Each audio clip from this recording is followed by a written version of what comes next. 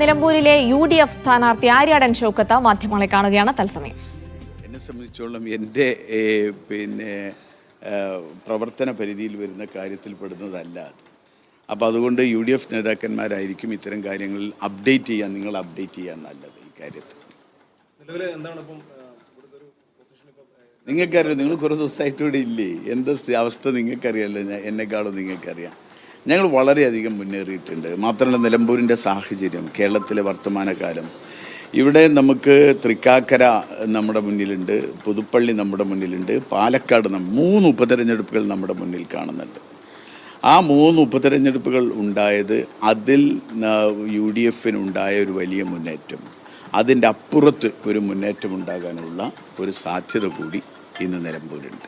അതാണ് നിലമ്പൂരിൻ്റെ രാഷ്ട്രീയ തെരഞ്ഞെടുപ്പ്. ഇതുവരെയുള്ള ദിവസങ്ങൾ അൻവറിൽ കേന്ദ്രീകരിക്കുന്നു. ഇത് എന്തെങ്കിലും തരത്തിലൊരു തിരിച്ചടിയാണ്? അല്ല, ഞാൻ പറഞ്ഞല്ലോ, എൻ്റെ വിഷയത്തിൽ വരുന്ന സംഗതിയല്ല ഇത്. വാസ്തവത്തിൽ എന്നെ സംബന്ധിച്ചിടത്തോളം ആളുകളെ കാണുന്നു, വോട്ട് ചോദിക്കുന്നു, നിലമ്പൂരിലെ വികസന പ്രശ്നങ്ങൾ ചർച്ച ചെയ്യുന്നു, കേരളത്തിലെ ഭരണകൂടത്തിൻ്റെ ദുരവസ്ഥയും ദുസ്ഥിതിയും ചർച്ച ചെയ്യുന്നു. ഇതാണ് നമ്മുടെ മുന്നിലുള്ള പ്രധാന വിഷയങ്ങൾ. അൻവറുമായി ബന്ധപ്പെട്ട കാര്യങ്ങളൊക്കെ ചർച്ച ചെയ്യുന്നത് എൻ്റെ പാർട്ടി നേതൃത്വമാണ്, അവരാണ്. Okay, thank you.